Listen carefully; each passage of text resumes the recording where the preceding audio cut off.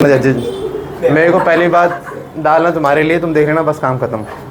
हमारे लिए डालनी है तो मेरे को कौन सा बनाना करियर यूट्यूब पे बैठ के बना। नहीं, ट्राई करो, सही चलेगा। कोई बात, thanks for the suggestion, I will consider in the future.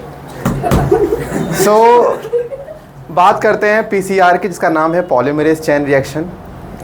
एक कैरीमिलर साइंटिस्ट का नाम है, if I am not wrong, 1990 के आसपास की बात होगी, 90-80 की बात होगी। इसके मन में कोई ख्याल आया, ये किसी पहाड़ी की चोटी पे जाता, वहाँ बैठ के ये देखता है कि अगर मान लो मैं यहाँ से गिर जाता हूँ नीचे, तो लोगों को कैसे मालूम पड़ेगा कि मैं यहाँ कभी आया भी था, है ना, नीचे तो।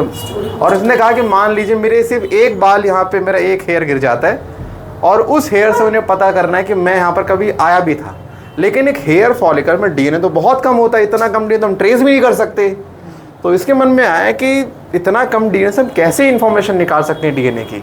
तब इसने दिमाग लगाया, एक टेक्निक डेवलप करी पीसीआर, जिससे हम किसी भी डीएनए के अमाउंट को बढ़ा सकते हैं, और इसी को बोलते हैं एम्प्लीफिकेशन ऑफ डीएनए। डीएनए के कॉपी के नंबर, डीएनए की कॉपी लगातार करने को हम क्या बोल रहे हैं, एम्प्लीफिकेशन। कि आपके पास एक डीएनए था, आपने उसकी कॉपी करके इतना सारा कर लिया, तो डीएनए का इससे आप अमाउंट बढ़ा सकते हो।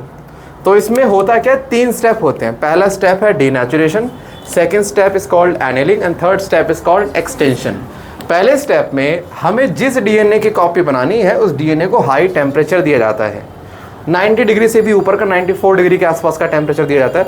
इतने हाई टेम्परेचर में डीएनए के दोनों स्ट्रैंड अलग हो जाते हैं। आप जानते हो heat is a form of energy, और एनर्जी किसी बॉन्ड को ब्रेक कर सकती है। एंड जब ये दोनों, अब यानी कि हमने इस स्टेज में डीएस डीएनए को एसएस डीएनए में कन्वर्ट कर ले। देखो, डीनेचुरेशन, डी मतलब एब्सेंट या डिलीट, नेचुरेशन मतलब नेचर। डीएनए का जो अपना नेचर है वो खत्म हो चुका है। क्या नेचर था, डीएस ना, एसएस फॉर्म में आ चुका है। आपने पढ़ा होगा केमिस्ट्री में, एक आता है डीनेचुरेशन ऑफ प्रोटीन, एग के केस में, जब एग को बॉयल करा जाता है, आप पढ़ोगे, आप आगे मालूम पड़ जाएगा आपको। वहाँ पर भी सेम, जो प्रोटीन का खुद का नेचर है वो खो देता है आफ्टर द प्रोसेस। अब हमने करना क्या होता है कि इस वाले डीएनए को अगले स्टेप के लिए रेडी करना होता है, इसको बोलते हैं क्या, एनीलिंग स्टेप कहते हैं। बाद में कर लेना बस। इस एनील का नाम है जुड़ना। क्या नाम है, जुड़ना।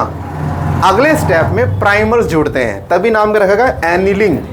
अब प्राइमर आप भी जानते हो, बिना प्राइमर के आप डीएनए कॉपी कैसे बना सकते हो, पॉसिबल ही नहीं है। तो यहाँ पर प्राइमर हमेशा लगता है टेम्पलेट स्ट्रैंड के 3' के सामने। आपको पता है 5 to 3 अपने को रेडी करना है, तो 3 के सामने 5 बनेगा, यानी वहीं से हमारा रेप्लिकेशन स्टार्ट होता है।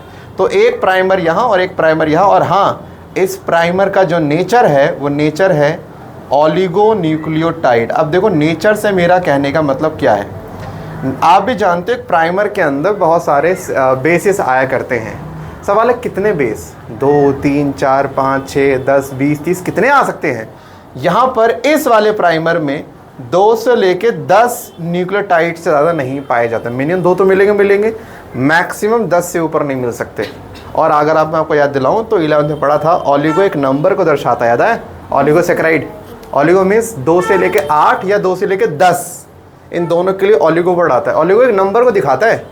मैं कहता हूँ लेट्स सपोज देयर आर ओलिगो स्टूडेंट्स, यानी यहाँ पे मिनिमम 2 और मैक्सिमम 8 है, तो ओलिगो एक नंबर। देखो, 2 से 8 और 2 से 10 ये बड़े धर्म युद्ध चलता है। कभी कुछ बुक्स में 2 से 8, कभी 2 से 10, तो अब 10 मान लीजिए, 10 से ऊपर तो है ही नहीं, तो बेस्ट यही मान के चल लीजिए। अब 2 प्राइमर लग गए हैं अपने अपने टेम्पलेट स्टैंड के सामने। अब हमने यहाँ पे टेम्परेचर थोड़ा सा कम कर दिया, 72 डिग्री के आसपास यहाँ तक हम आ गए। अब हम जब तीसरे स्टेप में जाते हैं, जिसको एक्सटेंशन कहते हैं, यहाँ पर हम लगभग 50 डिग्री के आसपास टेम्परेचर मेंटेन। देखो, हम टेम्परेचर गिरा रहे हैं लगातार, लेकिन 50 डिग्री भी हाई होता है, ये भी कम नहीं है। यानी एक चीज़ तो आप समझ जाओ, पीसीआर एक ऐसा प्रोसेस है जो पूरा का पूरा प्रोसेस हाई टेम्परेचर पे रन करता है, हाँ कि ना, पूरा प्रोसेस। अब एक्सटेंशन में क्या होता है, हम बुला के लाते हैं एक तरह का डीएनए पॉलीमरेज। लेकिन दिक्कत ये है, अगर आप यहाँ पे जो डीएनए पॉलीमरेज लाओगे, डीएनए पॉलीमरेज क्या है, एक एंजाइम। एंजाइम क्या होता है, प्रोटीन, और प्रोटीन तो टेम्परेचर से बहुत जल्दी इफेक्ट हो जाते हैं। यानी आप कोई सा भी डीएनए पॉलीमरेज लाओगे, 50 डिग्री इसको ख़त्म ही कर डालेगा। तब हम एक बैक्टीरिया के पास जाते हैं, एक ऐसा बैक्टीरिया जिसका नाम है थर्मस एक्वाटिकस। इस बैक्टीरिया की खासियत यह है, ये मिलता है वहीं जहाँ पर हाई टेम्परेचर होता है। यानी सोचो, इसका जो हैबिटेट है वो हैबिटेट क्या होता है, हाई टेम्परेचर। अब अगर ये बैक्टीरिया मिलता ही हाई टेम्परेचर वाले एरिया में है तो एक बात तो क्लियर है, अगर ये हाई टेम्परेचर में मिलता है इसका मतलब इसे हाई टेम्परेचर से कोई दिक्कत ही नहीं है, तभी तो मिल रहा है। और इसकी बॉडी के हर एक एंजाइम उस टेम्परेचर के रेजिस्टेंट होगा, तभी तो वहाँ पे जिंदा है। कोई बैक्टीरिया किसी हाई टेम्परेचर में मिल रहा है, इसका मतलब उसे उस टेम्परेचर में रहने के लिए कुछ ना कुछ एडाप्टेशन मिल चुका है। उसकी बॉडी के सारे एंजाइम हीट से डरना छोड़ चुके हैं, यानी सारे एंजाइम क्या हो चुके हैं, हीट रेजिस्टेंट। तो मैंने कहा बैक्टीरिया से, भाई तू भी तो अपना कराता होगा डीएनए रेप्लिकेशन, कह रहे हाँ। तो मैंने कहा तू भी तो यूज़ करता होगा डीएनए पॉलीमरेज, कह रहे हाँ। मैंने कहा ला तू मुझे अपना डीएनए पॉलीमरेज दे दे, कह रहा क्यों तेरे पास नहीं है। मैंने कहा मेरे पास है, लेकिन मेरी बॉडी का डीएनए पॉलीमरेज 37 डिग्री के ऊपर काम ही नहीं करता, जबकि यहाँ कितना है 50-55।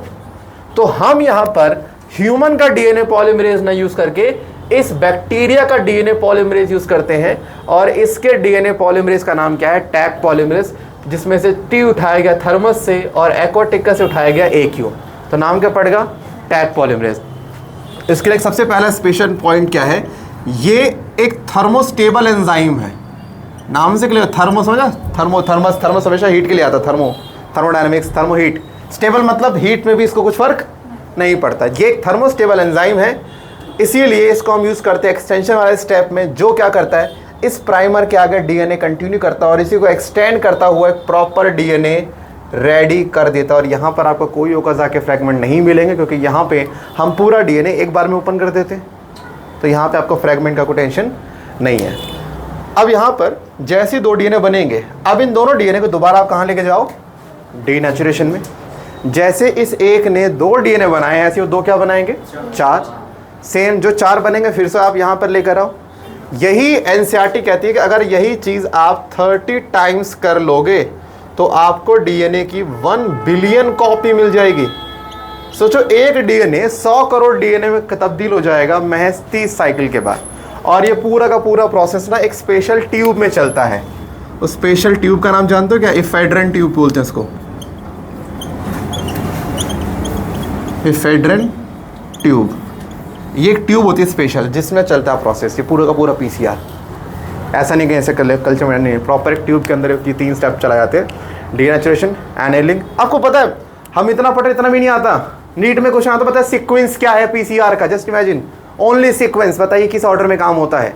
अब वो लिखेंगे आपके सामने, मान लीजिए denaturation, extension, annealing, denaturation, annealing, extension, extension, annealing, D, ऐसे लिखते हैं ऐसे। देखो ये भी स्टेप गलत है, पता ना, पहले डीनेचुरेशन आएगा भाई, तो इसमें कुछ ट्रिक बनाने मत बैठ जाना, ये तो सिंपल से ऐसे याद रहेगा, पहले डीन अलग करेंगे, देन एनिल मतलब जोड़ेंगे प्राइमर, थर्ड में क्या होगा, एक्सटेंशन होगा। और याद रखना ये आता है कि टैग पॉलीमरेज कौन से स्टेप में होगा यूज़, तीसरे स्टेप में होगा, वहीं पर ही हमारा प्राइमर एक्सटेंड होकर डीएनए का फॉर्मेशन करेगा। ठीक है, तो पहला क्वेश्चन, इसमें कितने स्टेप हैं, 3, डीनेचुरेशन, एनिलिंग, एक्सटेंशन।